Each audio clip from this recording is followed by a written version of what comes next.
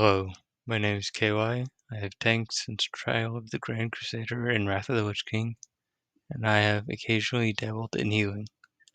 I have ranked top 2.5% for multiple tanks in the US for Mythic Plus. I have also achieved the rival title in PvP when it was the top 10% of the arena ladder.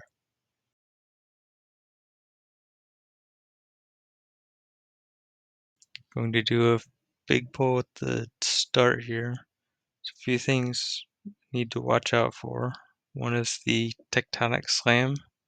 Does a lot of AoE damage to the group. It's a good ability to use your CC on to stop. Another is the ice shields and the ice bolts. Ice shields will just add more damage for your DPS to eat through, and the ice bolts do a significant amount of damage to the tank. If multiple of them go off at the same time, it's very likely the tank can die.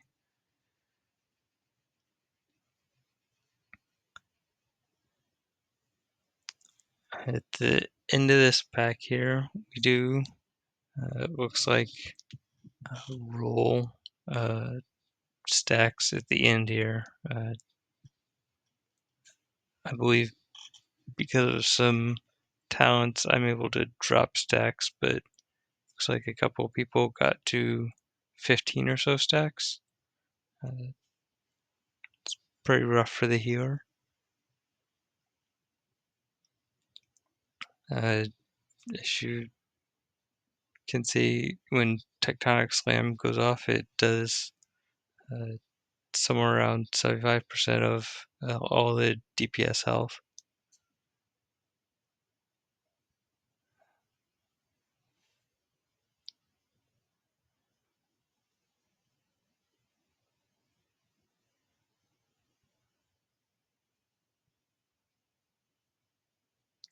We do face pull a couple of these mobs. It's not a bad thing to pull them. It allows you to skip both dragons. Pulling this much trash at the start here. It usually doesn't happen that way, but it gives you the freedom to skip the dragons if you need to.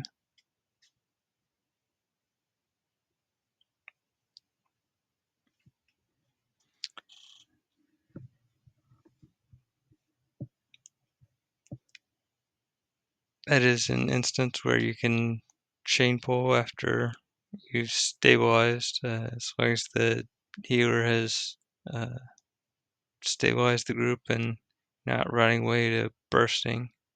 You could chain pull the elemental onto this mini boss.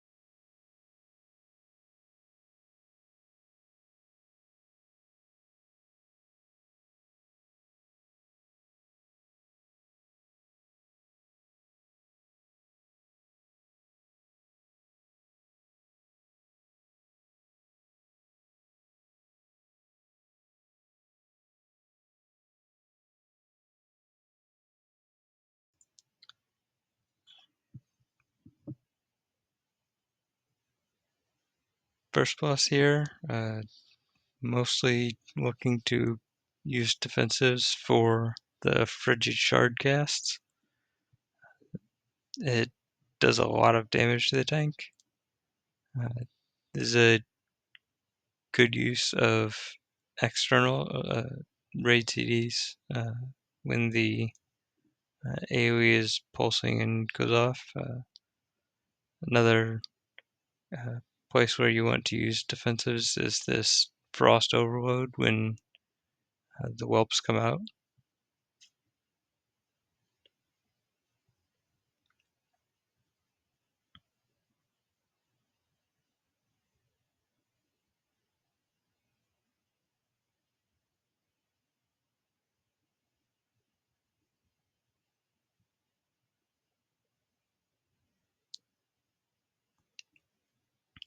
I do get the battle res on the healer.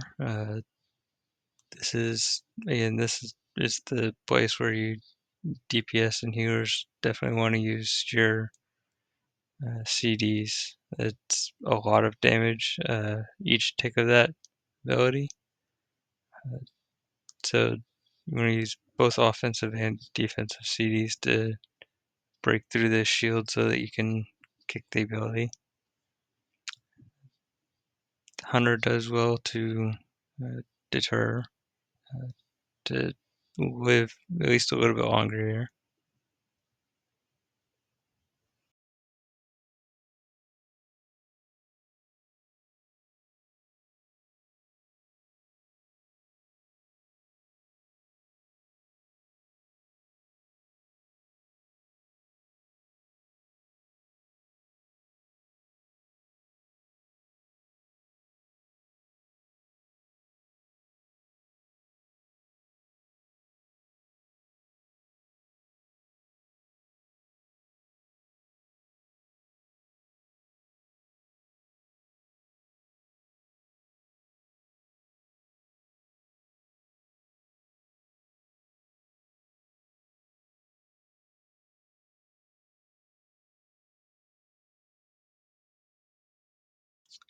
Going to the top ring, like I had mentioned before, especially on Fortified, you want to try to skip the dragons.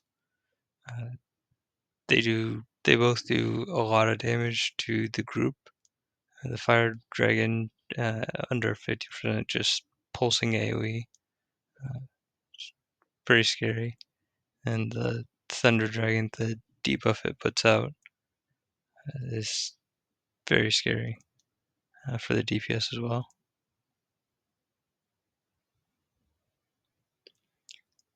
Most of the rest of this trash, we shouldn't have to be scared of bursting. This is probably the biggest that you can pull in this upper ring.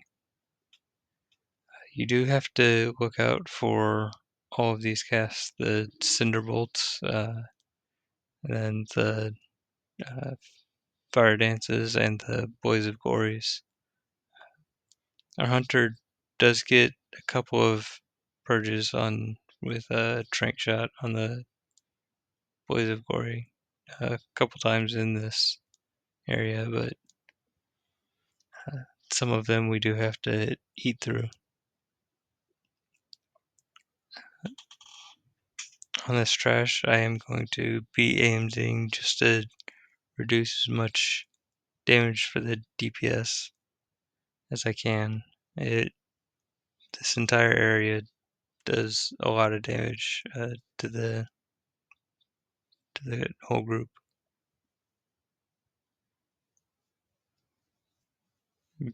Because the fire dragon just landed, I am going to just pull it here.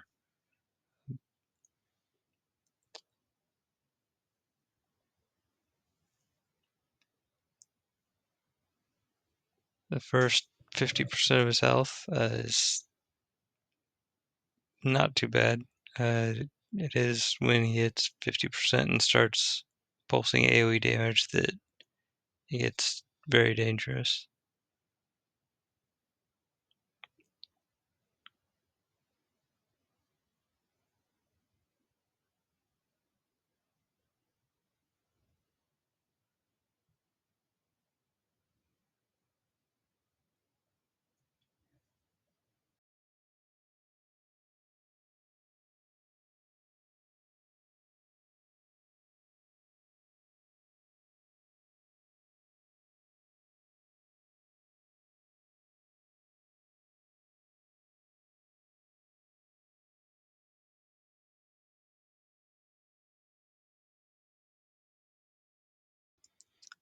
For each of these packs, I try to pull them to the stairs or sometimes even up the stairs to kind of put the DPS where I want them to go.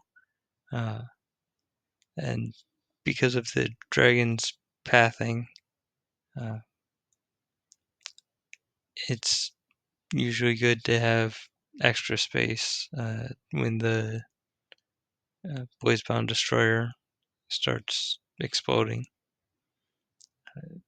When that's up on the stairs, you have plenty of space at the bottom.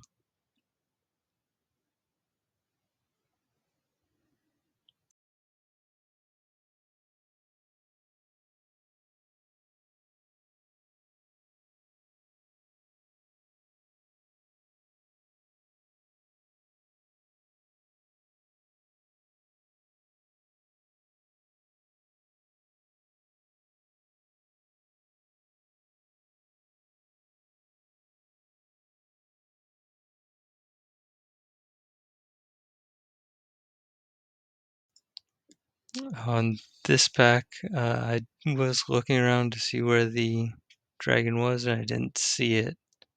But it is going to be pathing by where we just ran to. The hunter was a little far back and aggroed the dragon.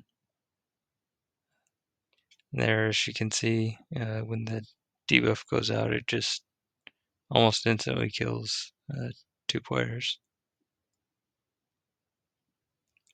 Here, because all of the DPS are running back, I'm just going to try to kill all of the lower health mobs. I'm not expecting that the paladin's going to live, and I'm just trying to get killed what I can kill.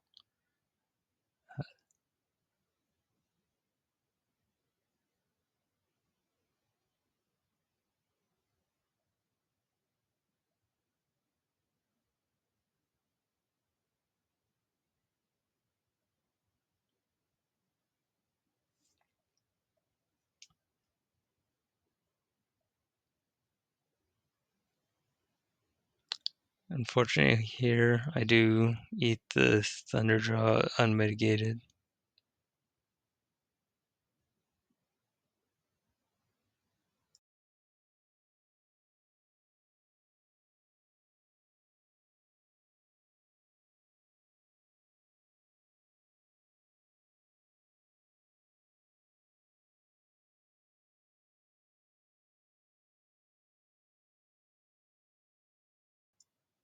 Going back to the pole, uh, the I run forward and just grip the casters in towards me, and then uh, I'll be waiting for the DPS to join me. As you can see on the mini map, the couple of the players correctly wait for the dragon to fly off. And here again, I AMZ for the warrior just to have him live a little bit longer. And as the dragon pats off, you'll see the rest of the group come back, and we'll kill off the rest of this trash.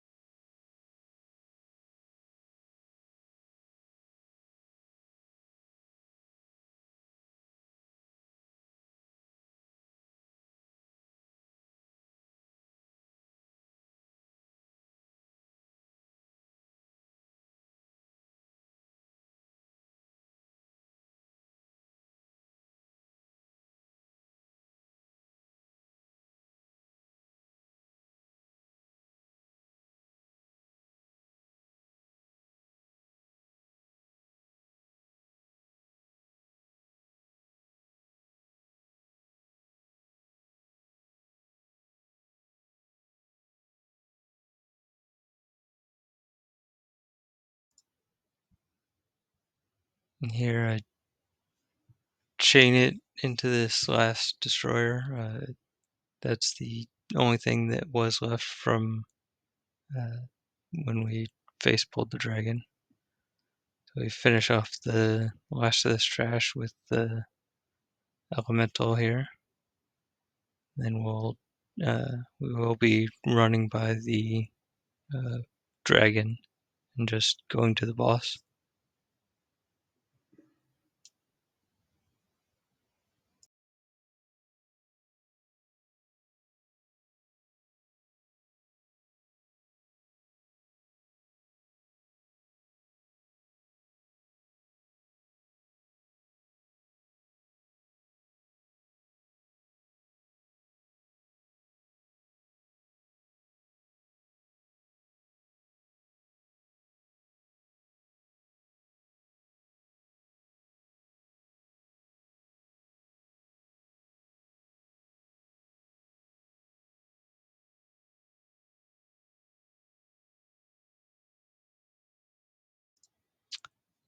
In this boss, because we only have one range, all of the elementals are going to spawn where the hunter is. So it is on the hunter to bait the elemental placement. Unfortunately, there we do get a fire boulder in the direction that we're moving. It's a little scary to have the boss near these each of these ridges in the floor. Some of them will cause the fire boulders to instantly explode.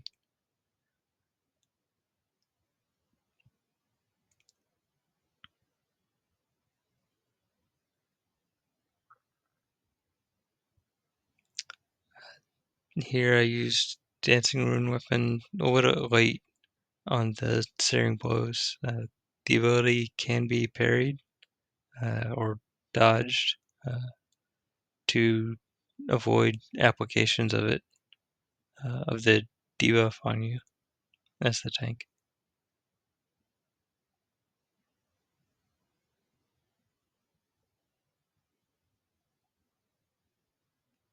The DPS decide to just focus the boss here and kill the boss instead of killing this last ad.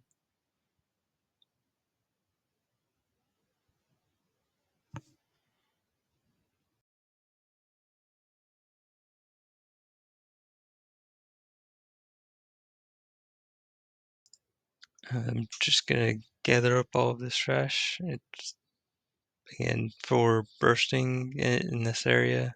It's not a lot of trash. It's 5 mobs here. In the next polls, I believe 6 mobs that will apply bursting. Not that big of a deal. The important part here is getting the kicks on the Thunderbolt and popping CDs on the AoE. For this next trash pull, you're also going to have to look out for the uh, cast from the flame channelers. The flash fire can also do quite a bit of damage to the DPS.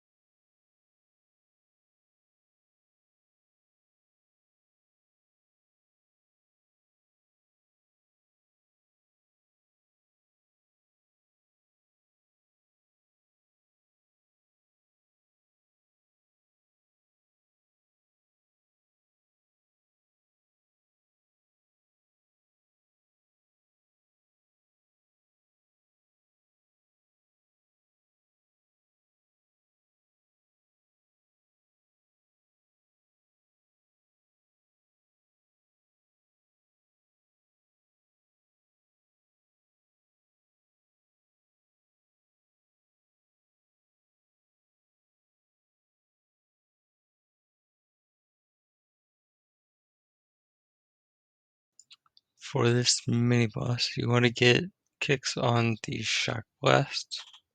Once the tank gets the debuff, it can start targeting the DPS, and if it does hit the DPS, there's a good chance more of them will die, whoever's targeted by it.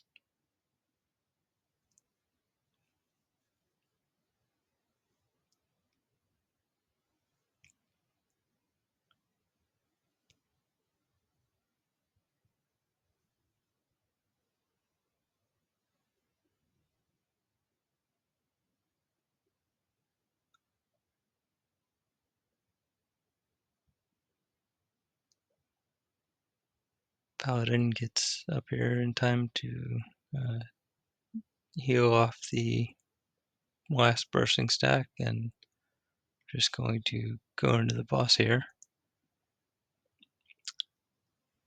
I will always target the dragon here.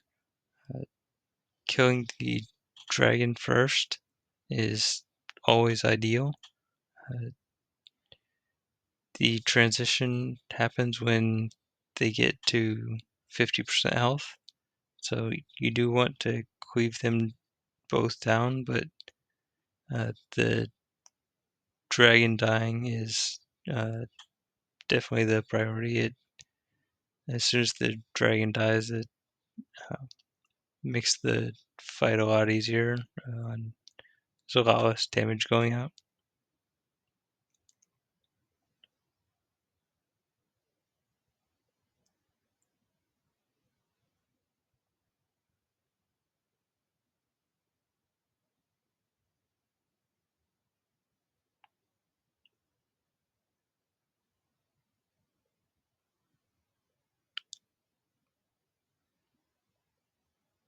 Whenever you have this Inferno Core debuff, especially as a DPS, you want to be popping a defensive. It does quite a bit of ticking damage before the fire actually lands at your feet. And here, since the wind is going to be moving off the edge of the platform next, I'm going to try to move the boss so that the DPS don't have to move a lot after. But